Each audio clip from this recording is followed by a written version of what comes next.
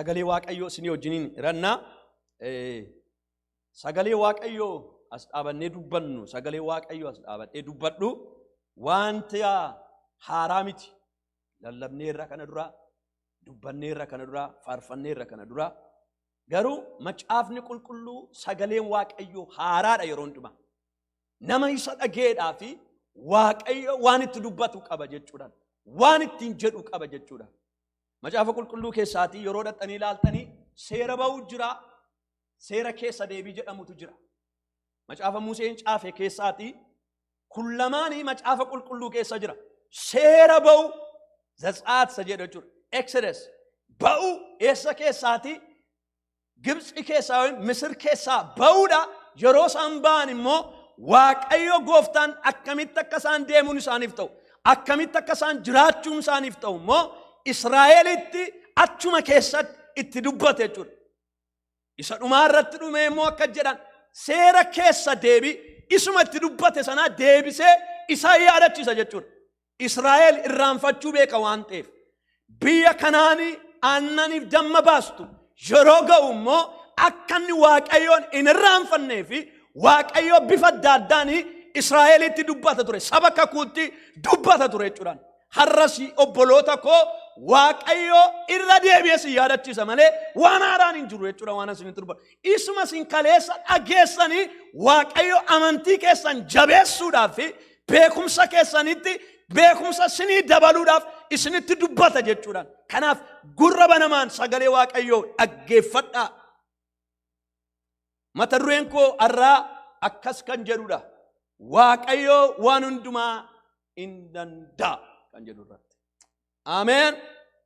Akka jedhame namoonni barreeffatan namoonni barreessaa jirtan Facebook irra jirtan YouTube irra jirtan Waaqayyo waan hundumaa hin danda'a hin sodaatin jedhaatiin nama sin dhaggeeffatutti akka inni sin dhaggeeffachaa jirutti jalatti barreessaa fi amantiidhaan Waaqayyo waan hundumaa hin danda'ati hin sodaatinii jedha olii keessanitti himaa haleluuyaa. Ituu waldaa keessa jiraanne olitti himaa jenna maaliif sagalee Waaqayyo olitti himuuni ol jajjabeessuudha. Afuura olii kaasuudha waan ta'eef. Maariyaami gara Elizaabeet yemmuu dhattee afuurri micaan ishee keessa jiru maal ta'e hin dammaqinuu taale jechuudha. Yeroo olitti himnu maal taana ayyaanni isa tokko keetti darbachuudha ol jajjabeessina jechuudha. Kanaaf obboloota koo Waaqayyo waan hundumaa danda'a. Ameen. Kun immoo dhugaadha. Sagalee Waaqayyoos kana dubbata. Namni waan hundumaa hin danda'u nan danda'a jechuu danda'a garuu iyyaala garuu namni wanti na dhibu hin jiru ani waan hundumaa hin danda'adha namni tokko kanas gochuu nan danda'a kanas gochuu nan danda'a jedhetu waan inni iyyaalle hin jiru garuu namni waan hundumaa hin danda'u waan hundumaas gochuu kan danda'u yoo jiraate isa Waaqaaf lafa uume isa waan hundumtuu harka jiru Waaqayyoo duwwaadha. Ameen. Baay'inatti tola sagaleen kun. Waaqayyo duwwaatu waan hundumaa gochuu danda'a.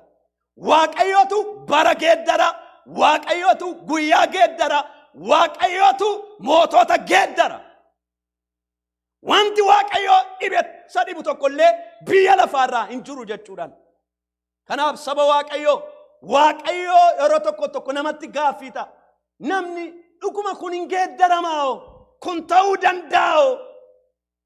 Maaliif akkan ofii keenyatti waa yaannuuf si'a tokko Waaqayyoon akkas jennanu garuu kan hubachuu qabnu Waaqayyo Waaqa isa waan hundumaa gochuu danda'udha. Maqaan isaa eebbifamu bara baraan. Kanaaf sagalee Waaqayyoo keessaa namoota Waaqayyootu wangeela keenya keessatti abboonni firdii keessatti ta'u raajota keessatti ta'u macaafa Museen caafe keessatti ta'u mootota keessatti ta'u waan hundumaa macaafa qulqulluu kakuu haaraa kakuu moofaa keessatti yeroo dhaxxanii ilaaltanii akka Waaqayyo waan hundumaa gochuu danda'u nutti hima. Nuunis hin faarfanna yeroo tokko Waaqayyo waan hundumaa gochuu danda'a innee hin lallabna hin faarfanna olii keenyatti illee hin himna. Waaqayyo ko waan hundumaa gochuu danda'a jireenya keenya geeddaruu danda'a Waaqayyo kana nu gochuu danda'a innee namni olii isaatti dhugaa ba'a. Garuu har'a waan tokko sin gaafadha dhuguma waan jennu kana nama naanu nam Amannee jennamoo jechuma afaan Oromoo waan ta'eef dubbii kana dubbannamoo dhuguma nuu galee keessa keenya keetti Waaqayyo waan hundumaa gochuu akka ni danda'u hubannee jennamoo jechuma waan ta'eef wanta sana jenna. Maaliif namni yeroo rakkinni jireenya isaatti dhufu Waaqayyo waan hundumaa danda'a jechuu hin danda'u. Yoom jedha namni yeroo waan hundumtu gaarii ta'u. Yeroo wanti hamaan dhufu Waaqayyo waan hundumaa danda'an nama jalaa bada. Rakkina sararaan kan ka'e jechuudha. Obboloota koo rakkina keessatti Waaqayyo waan hundumaa danda'a. Yeroo rakkinni hin jirrettis Waaqayyo waan hundumaa danda'a. Yeroo itti hin dandeenye tokkollee macaafa qulqulluu irraatii hin jiru jechuudha. Kanaaf Waaqayyo waan hundumaa hin danda'a kan jedhani macaafa qulqulluu keessaa namoota lama duwwaan ilaalarran.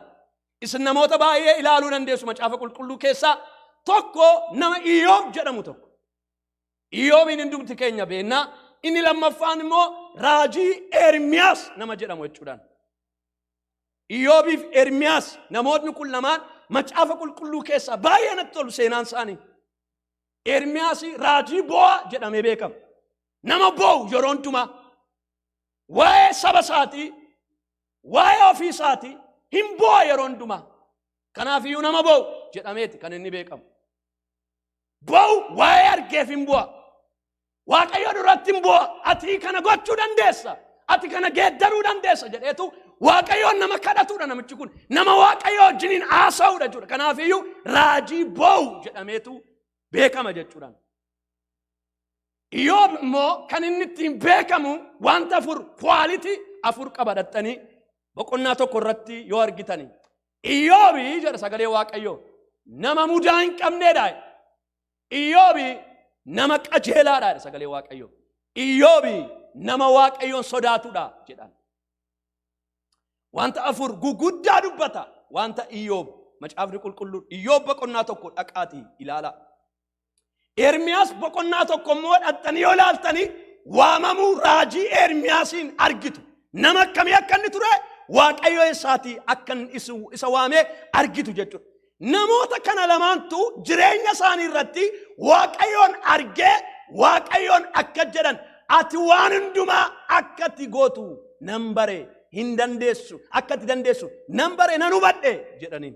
Kanaafiyyuu raajii Ermiyaas boqonnaa 32 baafanna. Raajii Ermiyaas boqonnaa 32.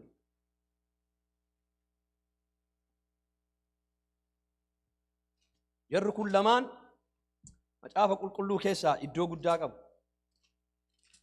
Waaqayyo akka inni waan hundumaa gochuu danda'u namoota dubbatanidha jechuudha.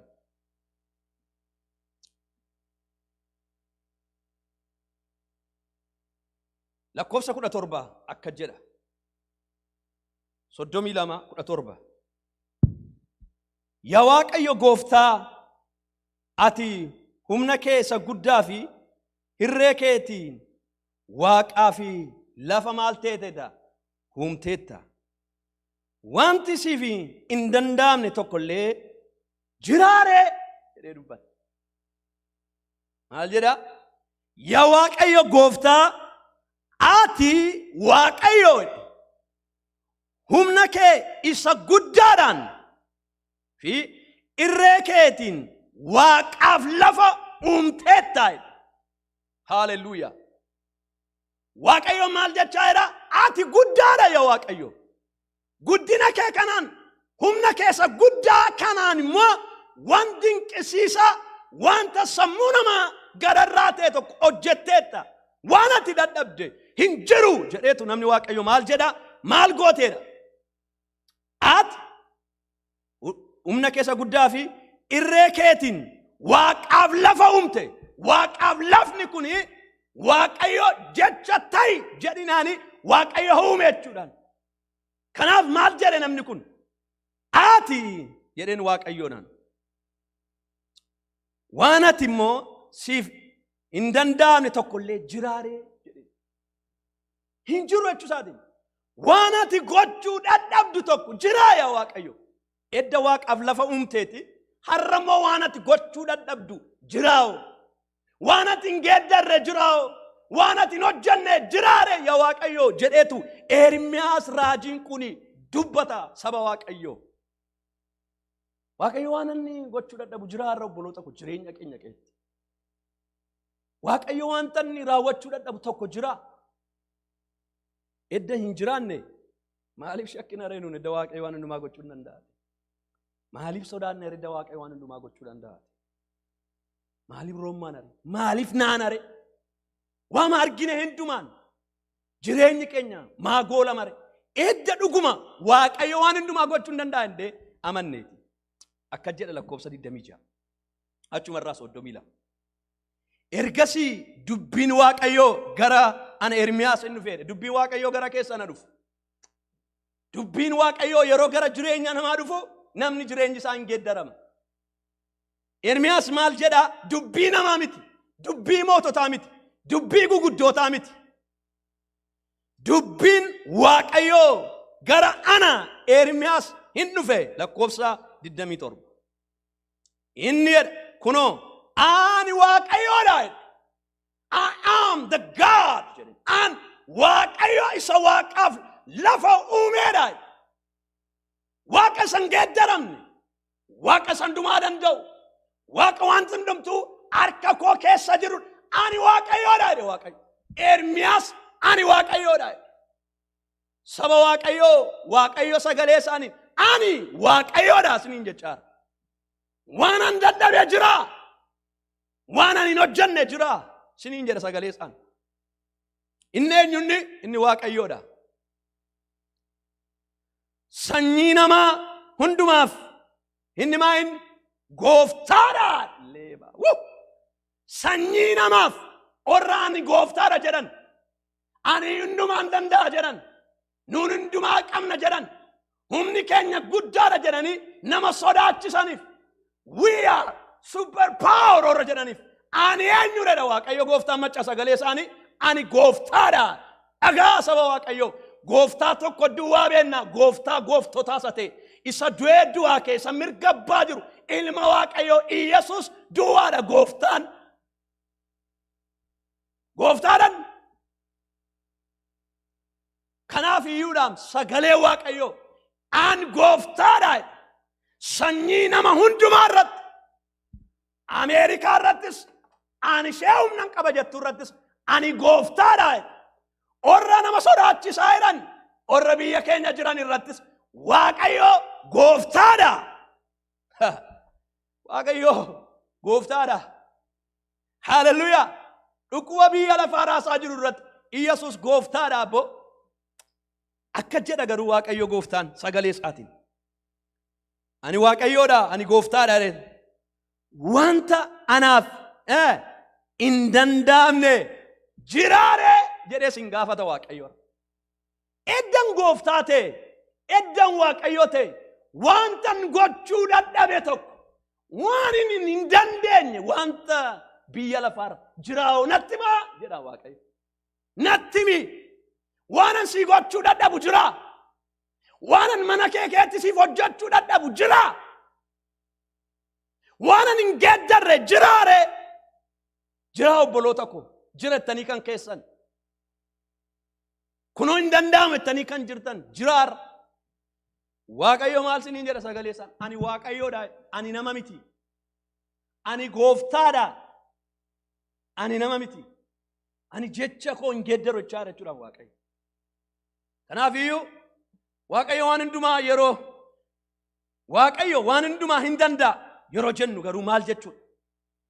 Sagalee Waaqayyo keessatti iddoo baay'ee keessatti waan dhugaa nuuf ba'u tokko yoo jiraate Waaqayyoon keenya waan hundumaa akka inni gochuu danda'udha.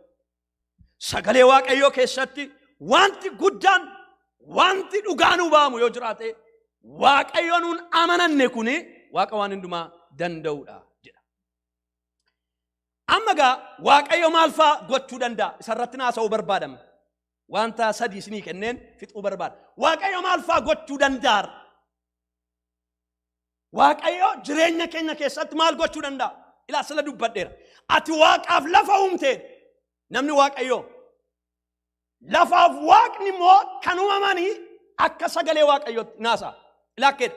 Inni jalqabaa Waaqayyo maal gochuu danda'a? Warra barreeffattaa jirtaniif. Adaraa jalatti naa barreessaa warri feesbuukii irra jirtan maaltan Waaqayyo maal gochuu danda'a jedhaati tokkoffaa akka jedhan Waaqayyo waan hin jirre keessaa wanta jiru baasuu danda'a. Haleluuyaa! Waaqayyo waan hin jirre keessaa wanta jiraatu tokko baasuu hin danda'a. God can create. Waaqayyo waan hin jirre keessaa waan jiru tokko uumuu hin danda'a. Amani obboleettii koo obboleessa koo har'as. Waaqayyo waan hin jirre hin jiru. Duumessis hin jiru. Qilleensis hin jiru. Lafni kun garuu maaliin guutaa jedhe namni Waaqayyo? Bishaaniin guutaa jedhe. Maqaa Waaqayyo haa eebbifamu. Kan kana godhu humna moototaa miti. Humna guguddootaa miti. Isa Waaqaaf lafa uume. Isaanaaf sin fuula isaatti yeroo hundumaa gombifamnee kadhannu sagannu Waaqa koof Waaqa kee duwwaadha. Waaqayyo maal gochuu danda'a jedhanii si gaafatan? Waaqayyo koomoo waan hin jirre keessaa wanta jiru tokko maal jechuu danda'a? Uumuu danda'a. Baasuu danda'a. Inni pooyintiin jalqabaa kana. Macaafa moototaa isa lammaffaa boqonnaa 3 lakkoofsa 16-18 hidhattanii ilaaluu dandeessu. Yeroo sanatti lolatti ba'anii loltoonni suni dhaqanii lafa onaa keessatti mootichatti dhufaniitu waan dhugan dhaban. Lafa onaa irratti bishaan dhugamtu dhibame.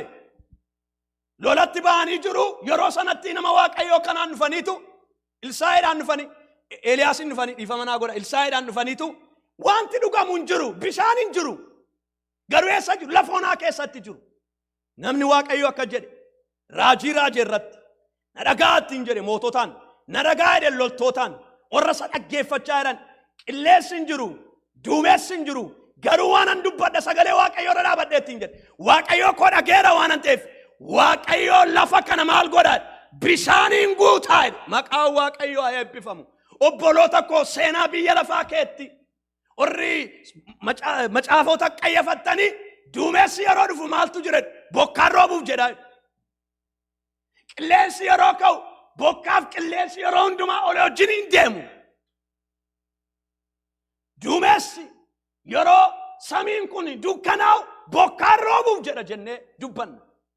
Namni Waaqayyoo garuu akka jedhe duumessi mul'atu hin jiru. Aduutu mul'achaa jira. Lafa onaa keessa jirtu garuu waa taa'e.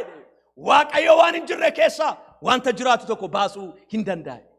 Har'a isinitti himaa. Waaqayyo waa'ee keef waa'ee koof waa'ee biyya keenyaaf waa'ee dhimma keenyaaf waan hin jirre keessaa wanta jiru tokko baasee ijaan nu argiisuu har'as hin danda'a. Amanaa saba Waaqayyoo. Hin danda'a Waaqayyo koo Waaqayyo keessan. Wanta inni dadhabe hin jiru kaa wangeela jedha kana. Ana dubbachaa jira miti. Sagalee Waaqayyootu dubbata. Seera ba'uu boqonnaa 17 lakkoofsa 1-6 modhattanii yeroo ilaaltan. Innis maaltu ta'a iddoo sanatti mee iddoo sana innoo isheen dhaqee dubbisa. Seera ba'uu boqonnaa 17. Seera ba'uu boqonnaa 17. Exodus.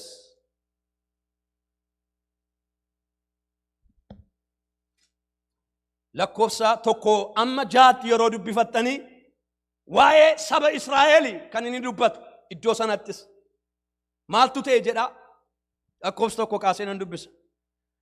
Waldaan Israa'el guutummaatti akkuma Waaqayyo isaanitti himetti Siinaa lafa onaa ka'anii iddoo gara iddootti darbu dhufanii iddoo Refiidem jedhamu hin buufatanii dhiifama maqaan suni yooni sirriitti hin waamne afaan Oromoo waan hin taaneef garuu sabni suni bishaan dhugaa hin arganne.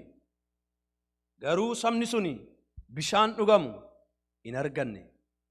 Kanaafuu jarri bishaan dhugan nuuf kenni jedhanii Musee lolani.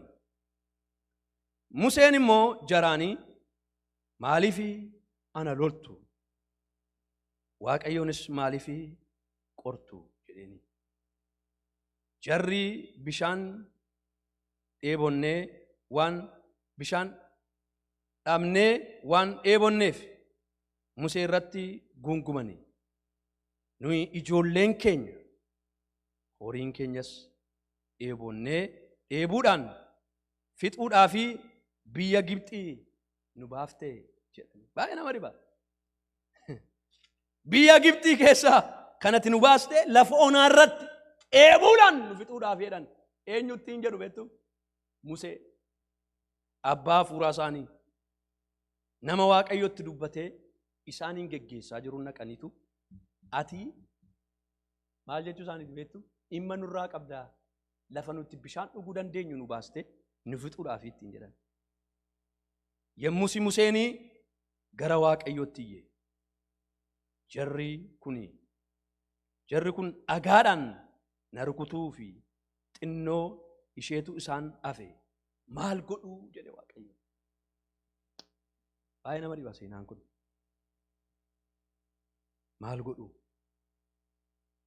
Waaqayyo immoo deebisee Museedhaan maanguddoota Israa'el keessaa muraasa fudhadhuuti ulee kee isattiin bishaan Abbayyaa rukutte qabadhuuti jara dura darbi adeemi. Kunoo'edha ani achitti sittan kattaa tokkorraa si dura nan dhaaba. Ati immoo kattaa sana maal taata? Hin rukuttaa. Bishaan isa keessaa hin burqaa. Jarris isa hin dhuguu. Museen ija maanguddoota Israa'el duratti akkasuma maal ta'e hin godhe. Haaleluyyaa. Ilaalaa obboloota kuni ibsa iyyuu hin barbaadu. Lafa onaa keessatti waan jiru waan mul'atu hin jiru. Waaqayyo Museedhaan waan lama iskeetti waan natti tole keessaa akkeedhe Israa'el waan nun hin qabnu jedhe iddoo sanatti gungumanii Musee irratti ka'anii Musee rukutuuf jedhanii situ kana nu godhe.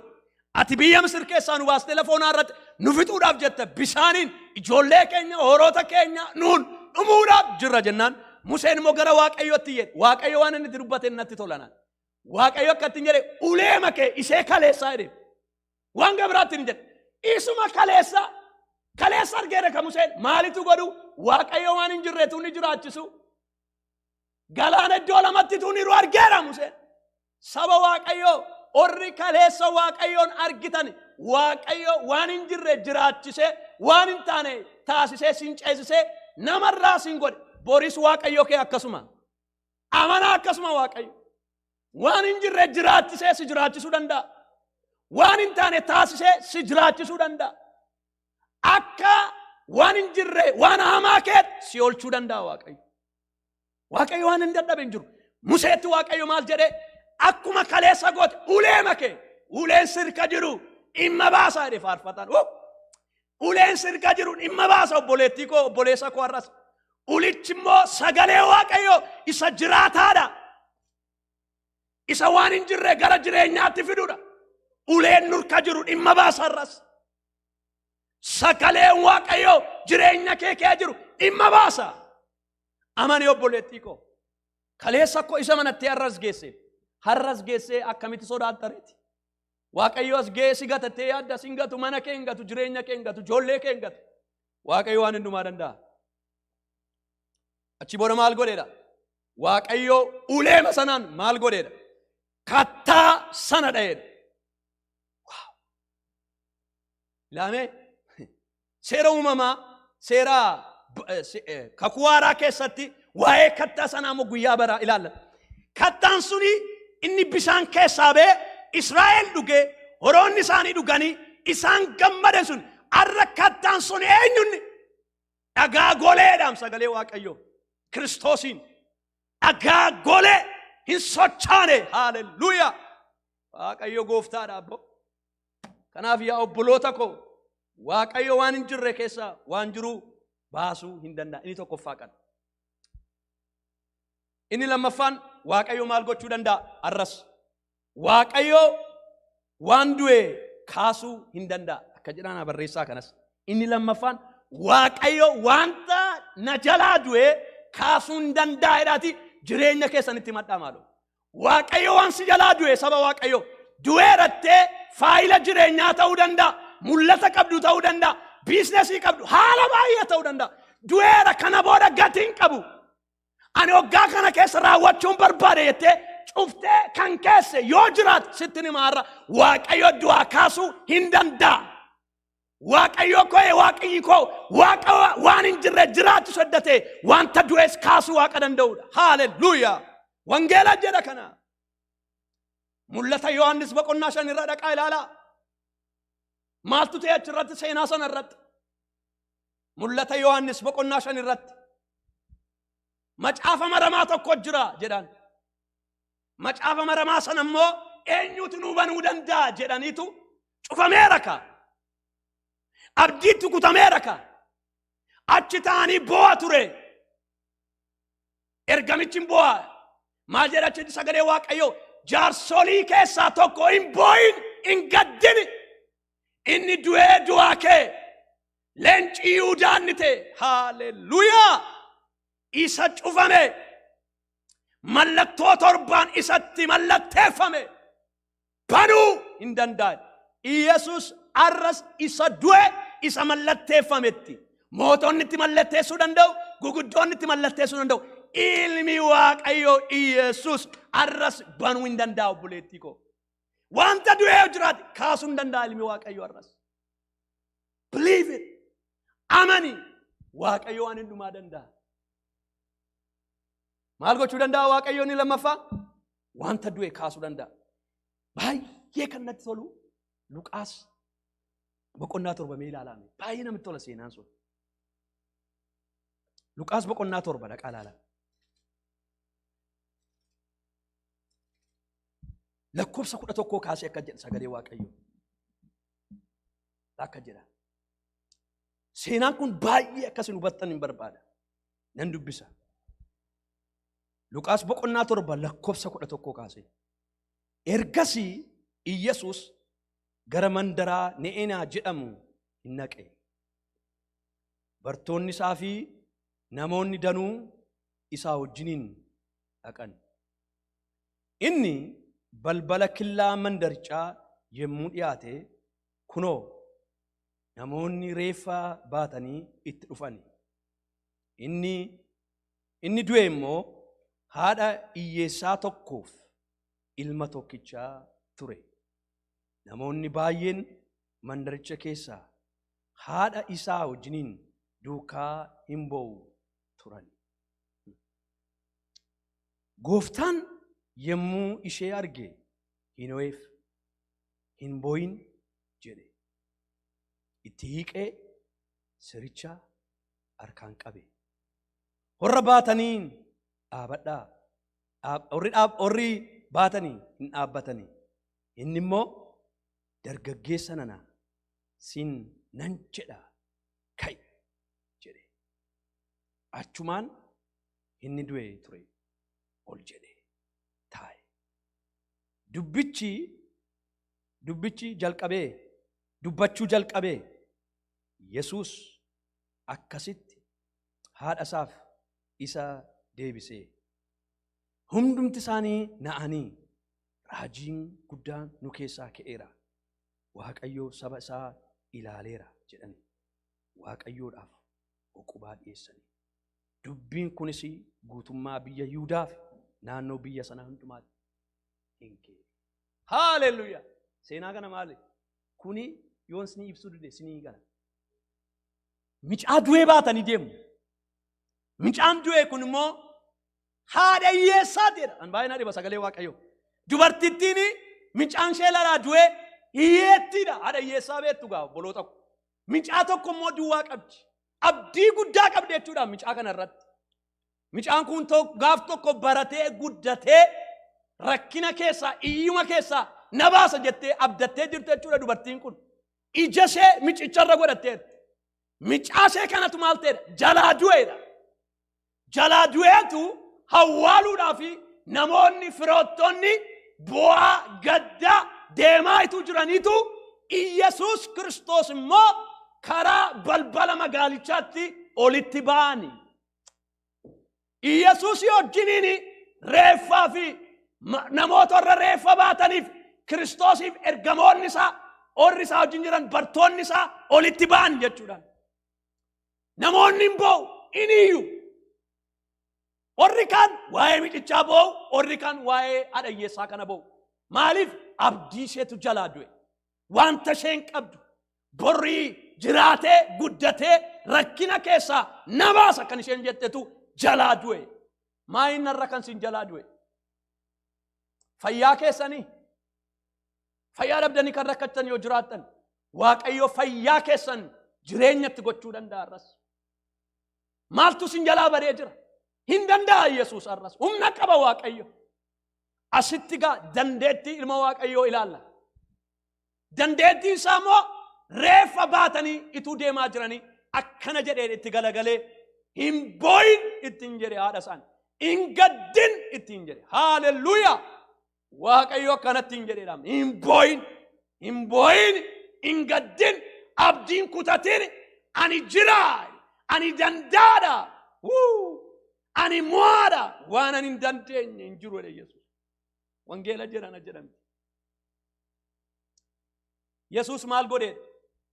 Itti hiiqeedha. Eessatti? Reeffatti isa du'eedha. Itti hiiqee harkaan qabeedha. Maqaa Yesuusiin dhukkuba qabda taanaan amma ganama kana Waaqayyo dhukkuba kee harkaan qabee si haa fayyisu. Maqaa Yesuusiin nan jedha.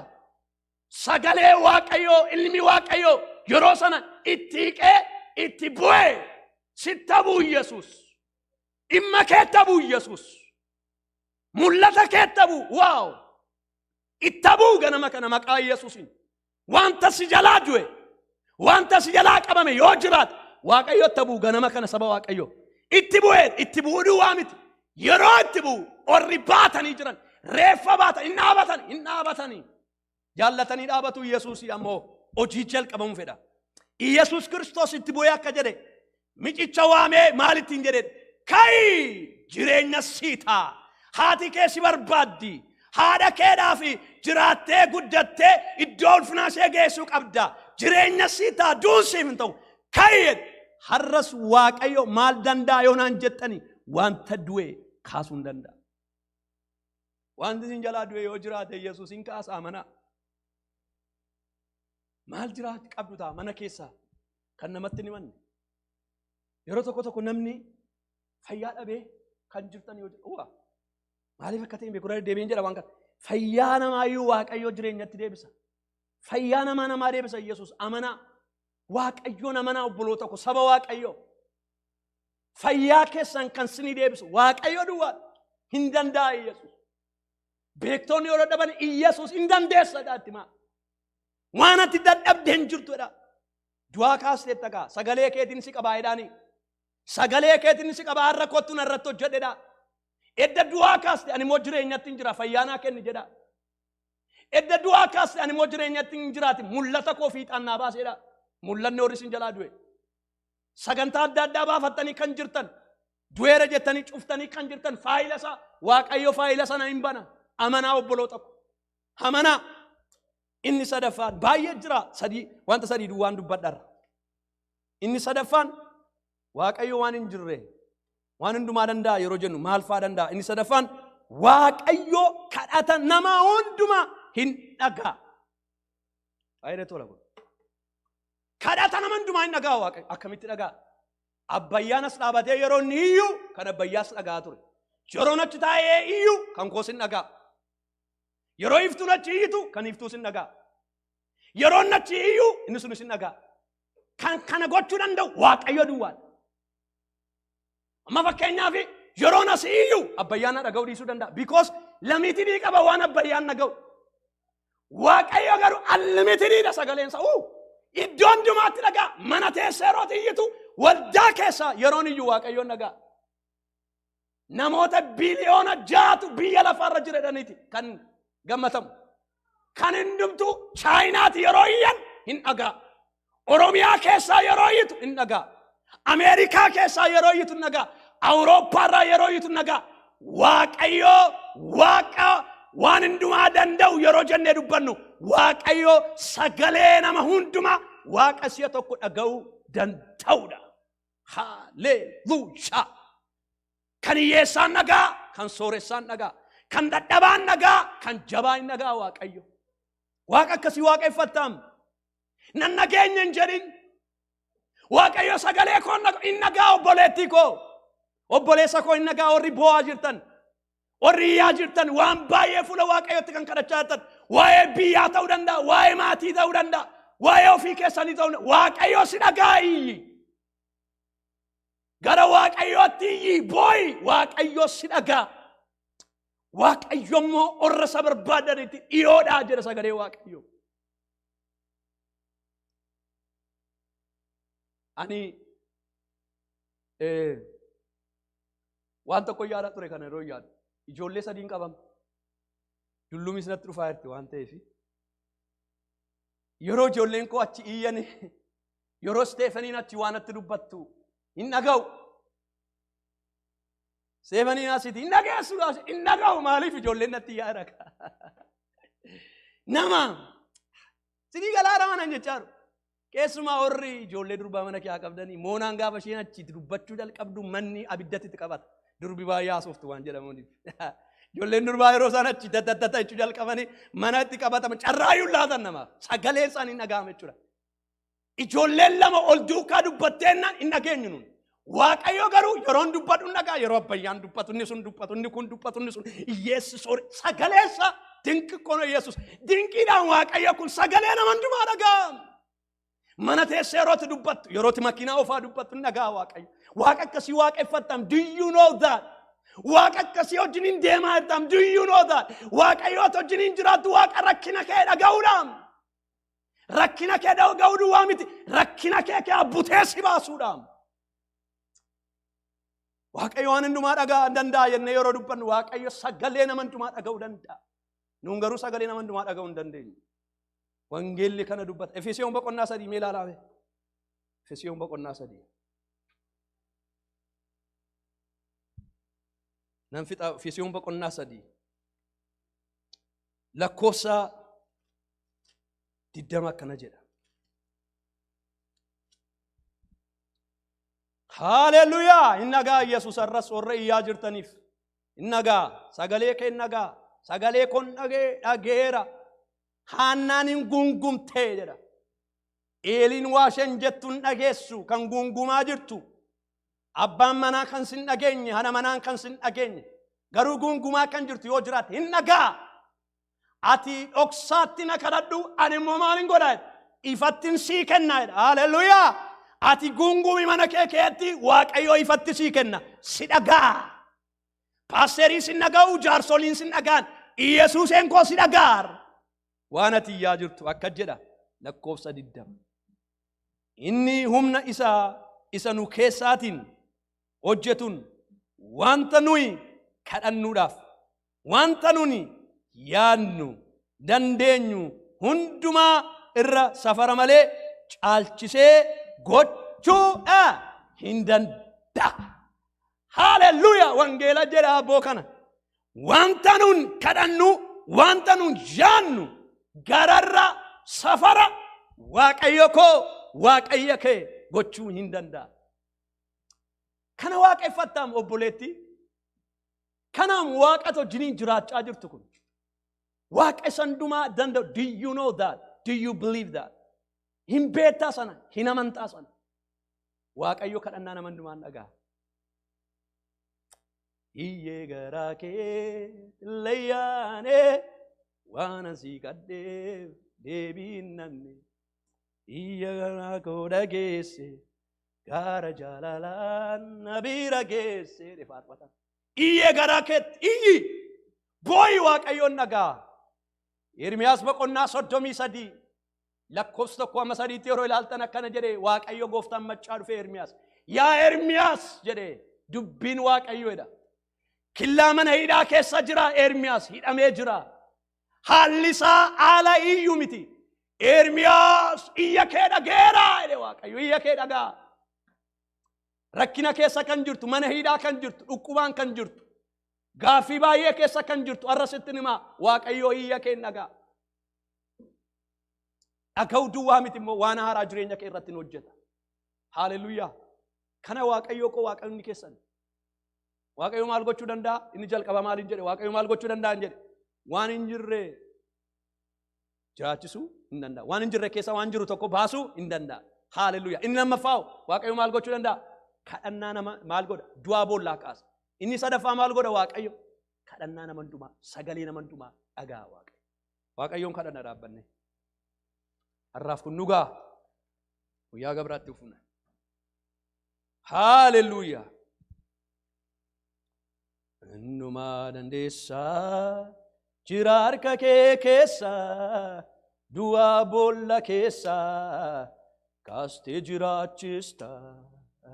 Hundumaa dandeessaa jira harka kee keessa du'aa boolla keessa kaastee jiraachista. Jedhame hundumaa dandeessaa jira harka kee keessa du'aa boolla keessa kaastee jira. Hin dandeessa jedhaatti maamee hin dandeessa. Hundumaa dandeessaa jira harka kee keessa du'aa boolla keessa kaastee jiraachista. Hallelujah. Hallelujah. Yesuus hundumaa dandeessaati. Waan ati hin dandeenye tokkollee biyya lafaarra hin jiru. Ganama kana sagalee kennutti dubbatteetta yaa Gooftaa. Akka ati dandeessu beennaa. Har'as yaa Waaqayyo waan hin jirre keessa wanta jiraatu tokko uumuu dandeessa. Wanta du'e boollaa kaasuu dandeessa. Kadhata nama hundumaa, iyya nama hundumaa dhaga'uu dandeessa. Adaraa yaa Waaqayyo Gooftaa maccaa. Maqaa Yesuusin humna dandeettummaa keetiin gara keenya dhufuun jaalala keenuuf haa ta'u. Dhimmoota yaa Waaqayyo nu jalaa qabaman irratti ani nan danda'a jedhiiti kottu. Geeddaruudhaaf kottu. Maqaa Yesuusin humna geeddaruutiin ganama kana sin kadhadhaa dhaqi gara saba kee.